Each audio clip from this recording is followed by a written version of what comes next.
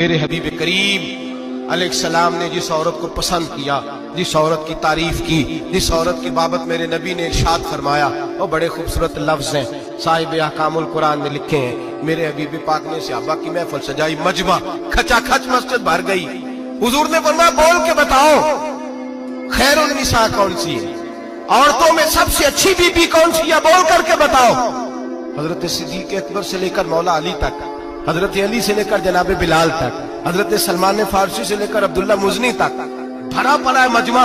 حضور نے فرمایا بولو سب سے اچھی عورت کون ہوتی ہے؟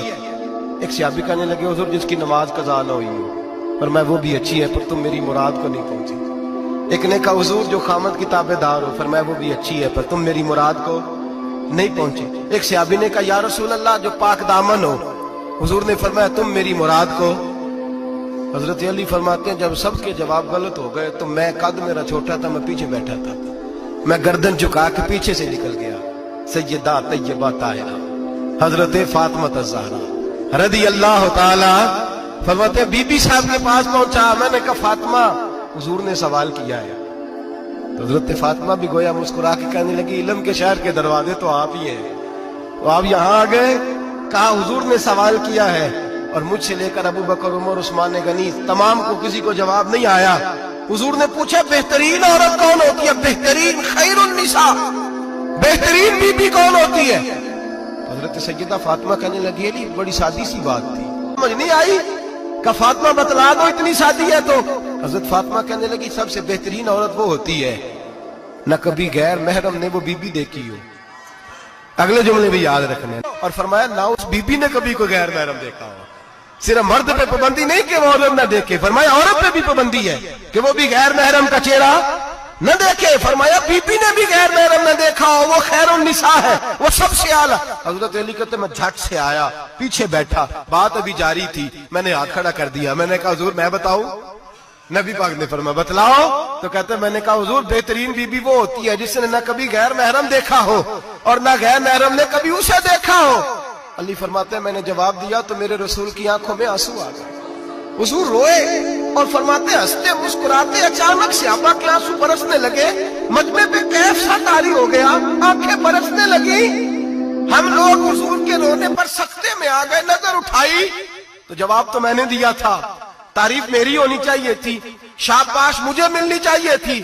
میرے حبیب نے رو کے آنسو پوچھ کے فرمایا میں تمہیں کہتا نہیں الفاطمہ تو بدعۃ منی، فاطمہ واقعی میرے جگر کا ٹکڑا ہے، فاطمہ میرے وجود کا حصہ ہے، میں تمہیں کہتا نہیں رہتا؟ کہا فاطمہ میرے جگر کا ٹکڑا ہے۔ حضرت علی فرماتے ہیں صحابہ میری طرف دیکھنے لگے اور کہنے لگے علی جواب تو دے، شاباش بی بی صاحبہ کو ملے۔ تو کہتے ہیں میں نے کہا حضور روئے ہیں تو آنسو میرے بھی چھلک ہی پڑے ہیں۔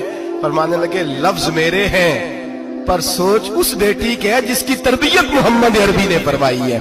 فرمایا جملے میرے ہیں میں بیان کر رہا ہوں لیکن پیچھے سوچ اس نور والی بیٹی کی ہے جس کو اپنے گھر کے اندر رہ کے آنگن میں رکھ کے رسول پاک نے پرورش فرمائی۔ حضرت فاطمہ فرماتی ہیں حضرت علی میرے پاس دوڑے آئے اور کہنے لگے فاطمہ چل مسجد، پتہ نہیں حضور کو کیا ہو گیا۔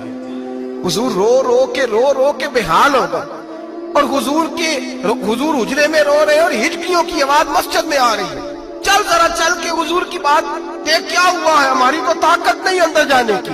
سیدہ طیبہ طاہرہ حضرت فاطمہ جھٹ سے پردہ اوڑا، حاضر خدمت ہوئی، اندر گئیں، کہتی ہیں حضور کے کندھے پہ ہاتھ رکھا تو محبوب بیٹی کے ہاتھ کی ٹھنڈک محسوس کی، سر سجدے سے اٹھایا، فرمایا فاطمہ آ گئی ہو؟ حضور آئی، فرمایا چل بیٹی تو بھی ہاتھ اٹھا اور میری امت کی بیٹیوں کے لیے دعا مانگ، چل تو بھی ہاتھ اٹھا میری امت کی بہنوں ماؤں کے لیے دعا مانگ۔ محبوبہ کیا ہوا؟ میرے حبیب نے فرمایا رات مجھے دکھایا گیا ہے دوزخ میں کچھ بیویاں ہیں، ان کے بال فرشتوں نے باندھے ہوئے ہیں اور انہیں گرز مار رہے ہیں، وہ چیختی چلاتی ہیں اور مدد کے لیے پکارتی ہیں، وہ بڑی تکلیف میں ہیں۔ تو بی بی صاحب عرض کرتے ہیں یا رسول اللہ ان کی غلطی کیا ہے؟ تو میرے نبی نے فرمایا وہ باریک دوپٹہ اوڑھتی تھی، وہ باریک دوپٹہ اوڑھتی تھی، ان کے بال چمکتے تھے، غیر محرموں کی نظر پڑتی تھی، انہیں دوزخ میں سزا ملے گی، وہ چلائیں گی چیخیں گی، ان کی مدد کو کوئی نہیں پہنچے گا، چل تو ہاتھ اٹھا دعا مانگ۔ حضرت فاطمہ امت کو پیغام دیتی ہیں پردہ اوڑھ دو، حجاب میں آ جاؤ، اپنے آپ کو رسول اللہ کی بارگاہ میں جھکا دو۔